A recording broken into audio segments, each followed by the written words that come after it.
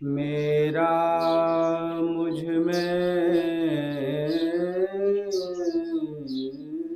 कुछ नहीं, जो कुछ है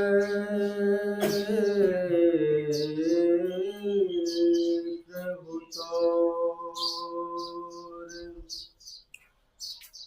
तेरा तुझको सौंपते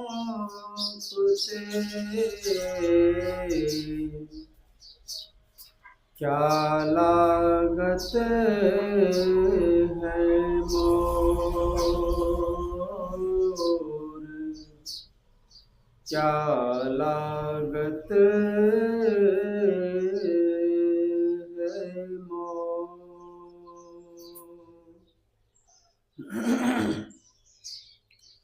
उपस्थित धर्म प्रेमी सज्जनों, माताओं एवं बहनों, एक विद्वान ने लिखा है कि प्रथम सुख निरोगी काया,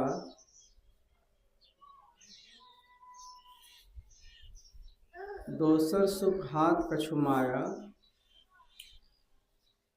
तेसर सुख कुलवंती नारी, चौथा सुख पुत्र आज्ञाकारी, पांचवा सुख स्वदेश में बासा, छठा सुख राज पाट हो पासा, सातवां सुख संतोषी जीवन, ऐसा हो तो धन्य है जीवन। कहते हैं पहला सुख जो है, शरीर स्वस्थ अगर है तो सब कुछ अच्छा लगता है, निरोग, और बीमार पड़ जाने पर दुनिया नीरस हो जाती है। तो पहला सुख निरोगी काया, दोसर कुछ हाथ कछु माया, और धन दौलत अगर रहे तो शॉपिंग करने में बढ़िया रहता है, बढ़िया बढ़िया मॉल में। तो तेसर सुख कुलवंती नारी, कुलवंती नारी उसे कही जाती है जो,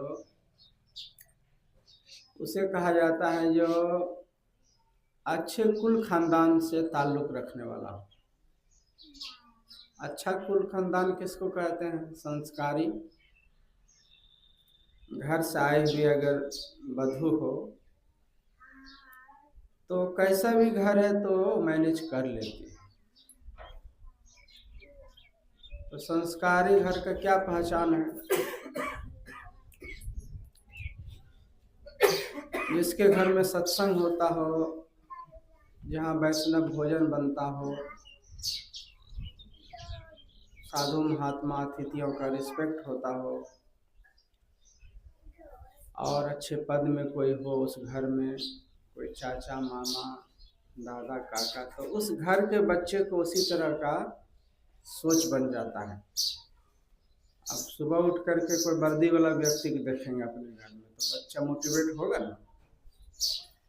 तो अगर वो प्रयास कर रहा है और सफल नहीं भी है, लेकिन उसका मनोबल बड़ा रहता है कि कुछ करना है जीवन में, उस घर के बच्चे या बच्चियां जो है उसी को कुलवंती नारी कहा जाता है।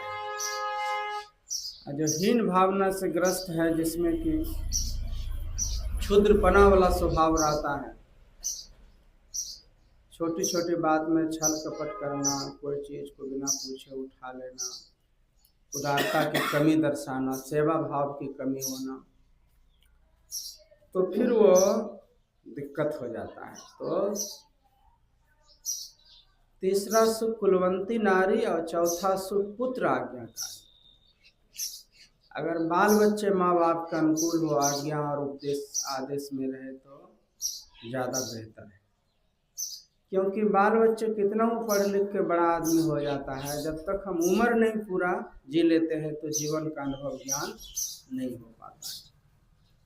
हम डॉक्टर कलेक्टर मिनिस्टर बन सकते हैं छोटी उम्र में, लेकिन जो बुजुर्ग होते हैं तो उनको बहुत जीवन का अनुभव होता है, और वो बुजुर्ग अभिभावक जो हैं हमारे, तो बच्चों के लिए कभी भी बुरा नहीं सोचता है।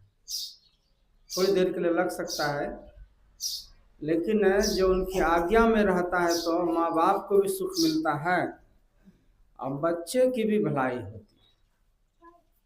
तो चौथा सुख पुत्र आज्ञाकारी। छठा सुख स्वदेश में वासा। अपने गांव घर में अगर जॉब मिल जाए तो ज़्यादा अच्छा है, छोटा रहे अपने इलाके में, जिला में। बहुत दूर जब चल जाता है, देश विदेश चला जाता है, तो अपनों की याद उनको खलती रहती है और वहाँ मन शांत, उसका एकाग्र नहीं रह पाता है। तो इसीलिए कहा गया है कि पांचवा सुख स्वदेश में वासा अगर हो तो ज़्यादा अच्छा है। और छठा सुख राजपाट हो पासा। अगर और विशेष वैभव हो जाए, धन दौलत राजपाट हो तो क्या कहना है। सातवां सुख संतोषी जीवन। जो आखिरी बात कह रहा है कि सब कुछ होने के बाद भी जीवन से अगर संतुष्ट नहीं है आप, तो राजपाट पाने वाला राजा भी दुखी है। अभी देश देखिए, दूसरे देश पर चढ़ाई हो रही है, लोग मर रहे हैं, तो उसको खाने पहनने की तंगी नहीं है, लेकिन एक जुनून है, एक सनक है कि हमको सीमा बढ़ाना है, हमको दादागिरी करना है, हिटलर बनना है, बॉस बनना है।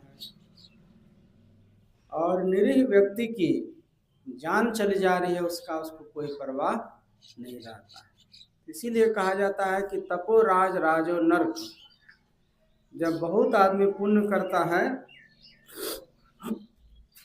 तो राजा महाराजा बनता है, और जब राजा बनने के बाद अनाप शनाप काम करने लगता है, प्रजा की ठीक से देखभाल नहीं करता, युद्ध छेड़ देता है, बेगुनाहों की मौत होती है, तो फिर वे राजा उस राजा को नरक जाना पड़ता है, और राजा नरक चले जाते हैं। अभी देखने में लग रहा है, लेकिन इतनी यात्रा नहीं ना है। हम लोग एक यात्री हैं, या मंजिल नहीं है जो सोचता है कि हम राजा बन गए तो यहाँ सब दिन रहेंगे। सब दिन कोई रहा है इस दुनिया में?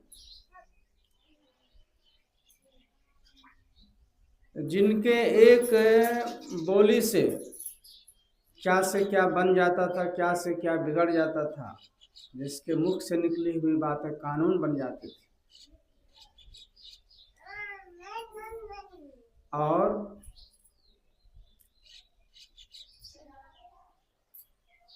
जिनके घरों में सोने चांदी के नल लगे हुए थे, जिन्होंने चांद पर जमीन खरीदा था, वो भी धरती में समा गए। कोई यहाँ दुनिया में स्थिर से रह नहीं पाता है। तो ये एक यात्रा है। इसको अगर कोई मंजिल समझ लेता है, हम सब दिन के लिए यहाँ रहेंगे, तो वो गफलत में है, अज्ञानता में है, दुख में। अगर यात्रा को यात्रा ही समझ के यात्रा की जाए तो ज़्यादा बेहतर है। रेलगाड़ी में कोई टिकट कटा ले और सोचे कि केबिन हमारा हो गया, घर हो गया हमारा। बादशाह अकबर ने फतेहपुर सिकरी में एक महल बनवाया था। उस महल तक जाने के लिए बीच में नदी पड़ती थी और उस पर एक पुल बनवाया गया। तो हुआ कि पुल पर आने वाले जो मुसाफिर हैं, गुजरेंगे, तो कुछ ऐसा वर्ड लिखा जाए, कोटेशन, जो कि लोगों को नसीहत मिले। तो बहुत धर्मशास्त्रों को छानबीन किया, उसके बाद बाइबिल से एक श्लोक निकला और उसका अर्थ आया कि जीवन हमारा एक पुल की भांति है, इसे अच्छे से पार कर जाना, गुजर जाना इस पर से। कभी इस पर रुक करके घर बनाने की कोशिश मत करना। पुल पर भला कोई घर बनाता है? पुल तो पार होने के लिए है। तो जीवन भी हमारा ऐसे ही है, लेकिन शरीर की व्यवस्था के लिए हम रोटी, कपड़ा, मकान की व्यवस्था करते हैं। शरीर को बढ़िया खाना भी देते हैं, शरीर को सर्दी गर्मी से बचाने के लिए वस्त्र भी पहनाते हैं, और कोई बीमार पड़ जाए तो दवाई भी देते हैं। लेकिन इसे जिंदा रखने का कुछ प्रयोजन भी तो होना चाहिए। क्यों सुबह से शाम तक हम एक ही काम को दोहराते हैं? थोड़ा पद पा लिया, थोड़ा धन पा लिया, थोड़ा मकान पा लिया, और इस दुनिया से चले गए। तो यात्रा नहीं या मंजिल नहीं होने के बावजूद यात्रा को हम सौहार्दपूर्ण, आह्लादपूर्ण, प्रसन्नता से आप यात्रा कर सकते हैं। यात्रा इसीलिए की जाती है कि उसमें आनंद आता है। तो रेलगाड़ी में बैठते तो हम लोग क्या करते हैं, तुरंत दोस्ती कर लेते हैं, मित्रता, और फिर नाश्ता पानी भी हो जाता है, मोबाइल के नंबर का आदान प्रदान भी हो जाता है। लेकिन जब स्टेशन आ जाता है अपने अपने, तो कोई रुकता है किसी के लिए, जय राम जी की बोल के उतर जाता है। तो सेम हम लोग एक फैमिली है, एक गांव है, एक समाज है, रेलगाड़ी के डब्बे के समान। यहाँ कोई विवाह कर रहा है, कोई इलेक्शन जीत रहा है, कोई कुछ कर रहा है, कोई जॉब कर रहा है, विभिन्न तरह का दुनिया में कारोबार है। लेकिन सिर्फ यात्रा है। यात्रा को जितना अच्छे से हम कर लें, किसी को तकलीफ न पहुंचे हमारे व्यवहार से, तो उतना अच्छा है। और ध्यान मंजिल पर रहना चाहिए, क्योंकि यात्रा जो है अनंत है, एक जन्म का नहीं है। तो यहाँ यात्रा अच्छे से कीजिएगा। एक गांव में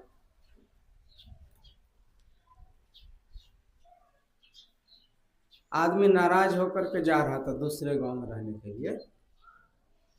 कहा कि यह गांव ठीक नहीं है। तो जिस गांव में जा रहा था ना, यहाँ के लोग बहुत बुरे हैं, पड़ोसी ठीक नहीं है। तो दूसरे गांव में जा रहा था, तो जहाँ की महिमा सुनी थी, तो बूढ़ा आदमी एक मिल गया गांव के बाहर। तो सोचा पहले होलिया ले लेते हैं कि इस गांव का क्या स्थिति है, वहाँ तो खराब है। तो बूढ़े से कहा कि बूढ़े बाबा, जो हम तो अपने गांव छोड़ करके आ गए हैं, जो बड़े वहाँ इसी गांव में रहना चाहते हैं, तो इस गांव के लोगों का कैसा स्वभाव है, कुछ बताइएगा। कहा कि पहले तुम बताओ, तुम्हारे गांव का लोगों का स्वभाव कैसा था। वहाँ तो बहुत खराब लोग थे, बैठते थे ध्यान में तो उधर डीजे बजा देता था, तो कुछ कर देता था। तो उस बुजुर्ग ने कहा कि तब तुम यहाँ नहीं रह सकोगे, क्योंकि यहाँ के लोग जो है उससे भी ज्यादा खराब आदमी है यहाँ पर। फिर दूसरा आदमी आया, वो भी परिस्थिति बस अपने गांव को छोड़ के आ रहा था, कोई रोजी रोजगार के सिलसिले में। कहा देखिए हम तो अपने गांव से आ गए हैं किसी कारण बस, लेकिन अब इसी गांव में रहना चाहते हैं। तो यहाँ के लोग कैसे हैं, कुछ बतलाइए। उसी बुजुर्ग से पूछा गया। तो कहा कि अपने बारे में बताओ, तुम पहले जिस गांव से आ रहे हो। कहा वहाँ के लोग तो बहुत भले आदमी थे, जो बहुत सौहार्द, बहुत प्रेम से हम लोग रहते थे, लेकिन हमको किसी कारण विशेष से उस गांव से आना पड़ रहा है, इसीलिए मैं अब इसी गांव में रहूँगा। तो कहा कि यह गांव तुमको उससे भी ज़्यादा अच्छा, बेटर मिलेगा, और यहाँ का आदमी भी तुमको भले मिलेगा। इस प्रसंग से यह शिक्षा मिलती है कि हम जैसे होते हैं यात्रा में, पहली यात्रा से दूसरी यात्रा का निर्णय किया जाता है। अगर एक रेल से हम दूसरे रेल में जाते हैं ना, कई बार मेल पकड़ते हैं, एक ही गाड़ी से मंजिल नहीं पहुंच पाते, क्या करते हैं, स्टेशन में उतर के फिर दूसरा रेल पकड़ते हैं। तो पहले रेलगाड़ी में जहां आप बैठे थे, जो रिजर्वेशन बोगी था, वहां आपका बिहेव कैसा था, वही निर्णय करेगा कि दूसरे गाड़ी में आप फिर कैसे डील आइए। अगर यहाँ क्रोधित स्वभाव था, यहाँ झगड़ालू स्वभाव था, तो फिर दूसरे डब्बे में फिर जाकर वही कीजिएगा, क्योंकि डब्बा बदलने से आदमी थोड़े बदल जाता है। इसी तरह एक कौवा एक गांव को छोड़ के जा रहा था, तो रास्ते में कोयल मिल गई। कहा चाचा जी सुबह सुबह कहाँ जा रहे हैं। जा रहे हैं अब दूसरे गांव में रहेंगे, गांव में तो ठीक नहीं है। क्या ठीक नहीं है। कोई हमारा बोली पसंद ही नहीं करता है, जहाँ बैठते हैं खाओ करते हैं तो बाल बोतल ढेला लेके मारने लग जाता है, तो दूसरे गांव में जाके रहेंगे। तो कोयल ने कहा कि दूसरे गांव जाने से क्या होगा, बोली तो आपकी यही नहीं रहेगी, फिर वहाँ के लोग आपको कैसे पसंद करेंगे?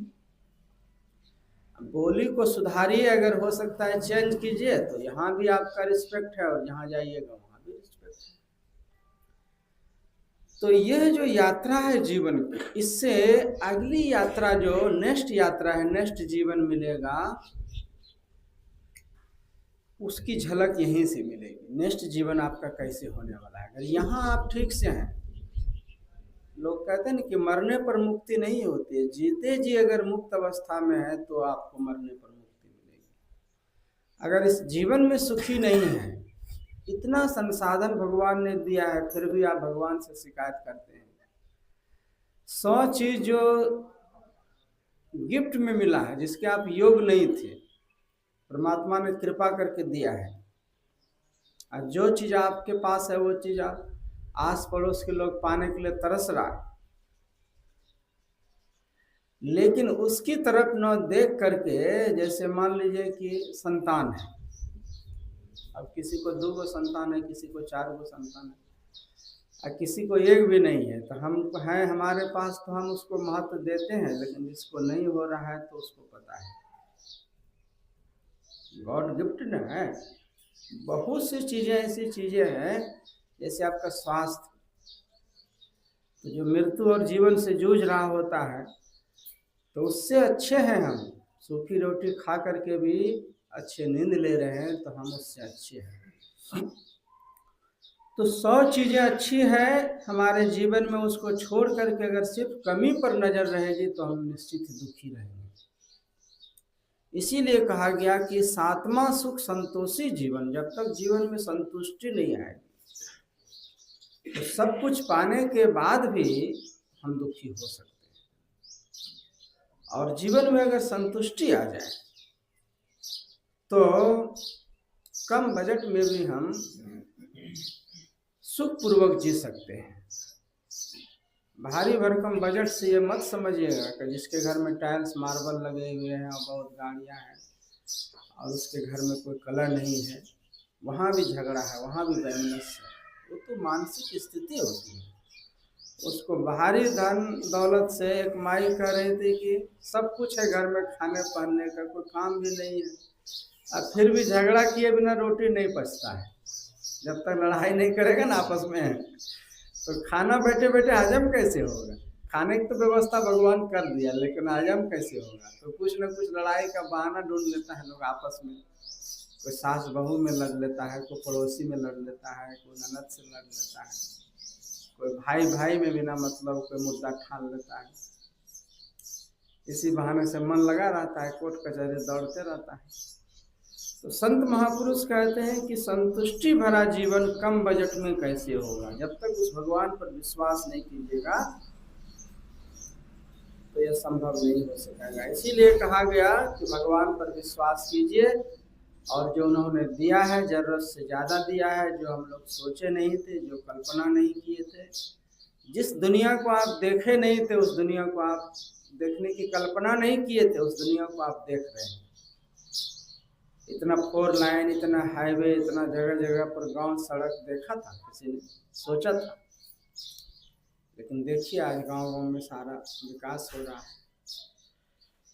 तो इसीलिए कहते हैं भगवान को शुक्रिया अदा करना चाहिए कि मालिक तूने जरूरत से ज़्यादा दिया है, और भी हम तुम्हारी भक्ति करेंगे तो हमसे ज़्यादा फिक्र है तुमको, तो जीवन की डोर को भगवान को सौंप देना चाहिए और एकनिष्ठ भक्ति करनी चाहिए।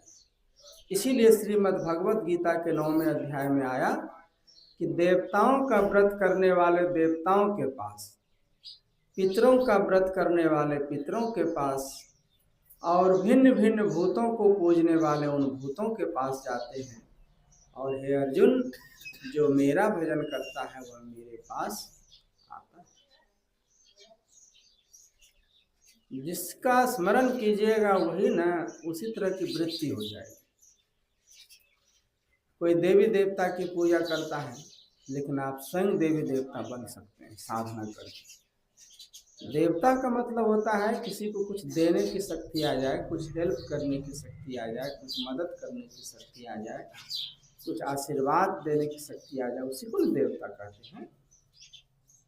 तो देवता को कहेगा आ जाए और कुछ वरदाने नहीं दे तो उसको कोई देवता कहेगा? आशीर्वाद देने की शक्ति नहीं रहे, देव शब्द जो देने से ही देव शब्द बना है। आप अपने को इस तरह योग बनाइए जो समाज के, देश के, किसी की भी हेल्प कर सकें आप। तो आप जीता जागता संसार में देवता के समान है। पुरुष वर्ग के लोग अच्छे कर्म करके देवता बन सकते हैं, स्त्रियां देवियां बन सकती हैं। यह आपके ऊपर में क्षमता है। गालिब ने लिखा है कि खुद ही को कर बुलंद इतना कि हर तदवीर से पहले खुदा बंदे से खुद पूछे बता तेरी रजा क्या है। अपने को इस तरह योग बनाओ कि भगवान से कुछ मांगना नहीं पड़े, बल्कि भगवान आके खुद कहे कि बेटा क्या चाहिए तुम्हें। नौकरी चाहिए, धन चाहिए, स्वास्थ्य चाहिए, स्वर्ग चाहिए, वैकुंठ चाहिए, मोक्ष चाहिए, जो चाहोगे वही देंगे। तुम इतने योग हो गए हो कि तुम कुछ भी मांगोगे तो आज हम तुमको देने को तैयार है। तो इतना योग बनिएगा। तब योग्यता कैसे आती है? पुरुषार्थ से आती है, भगवान पर विश्वास करने से आती है,